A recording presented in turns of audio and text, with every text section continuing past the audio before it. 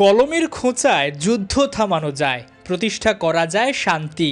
এশিয়ার যুদ্ধ বিধ্বস্ত দেশগুলোর রক্তক্ষয়ী সংঘাত হয়তো থামাতে পারবে না বাংলাদেশ আর্চারি ফেডারেশন, কিন্তু বুদ্ধি, মেধা, অর্থ আর ভালোবাসা দিয়ে তো তাদের সুযোগ করে দেয়া যায় এশিয়ান আর্চারি চ্যাম্পিয়নশিপে।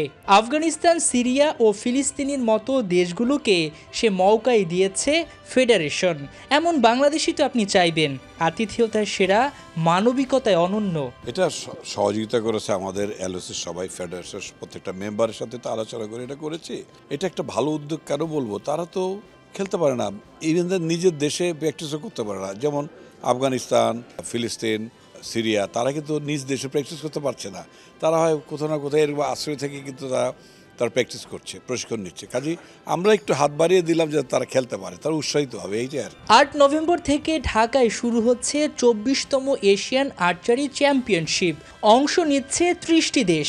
এর আগেই ফেডারেশনের উদ্যোগে চলছে জাঁকজমকপূর্ণ আয়োজন।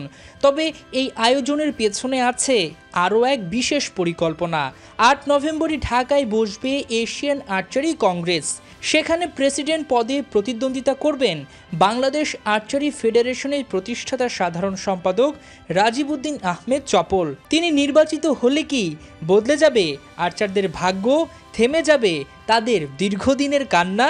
আমি যদি প্রেসিডেন্ট হই, আমার একটাই যাতে কোনো খেলোয়াড় যাতে সুযোগ সুবিধা থেকে বঞ্চিত না হয়, আমি এই দিকটা দেখব। সেক্ষেত্রে অনেকেই আপনি বলছিলেন যে যারা আসলে ছেড়ে যেতে চায় তারা তো ছেড়ে যাবে এবং তাদেরকে ধরে রাখা যাবে না।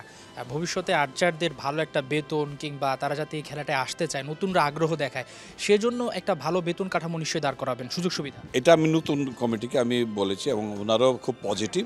তারা একটা করতেছে, পলিসি করতেছে, কোনো খেলোয়াড়ই বঞ্চিত হবে না। একটু আগেও হয়নি, এখন হচ্ছে না এবং ভবিষ্যতে হবে না, একটু গ্যারান্টি আমি দিতে পারি। একজন এই আর্চারি ফেডারেশন প্রতিষ্ঠাতা হিসাবে আমার সভাপতি মহোদয় দীর্ঘদিনের পরিচিত, উনিও পজিটিভ লোক। সেক্রেটারি যে আছে আমার উত্তরসূরি, আমার ছোট ভাই, সেও এই ব্যাপারে পজিটিভ। কাজে এই ব্যাপারে আপনার চিন্তা করার কোনো কারণ নাই।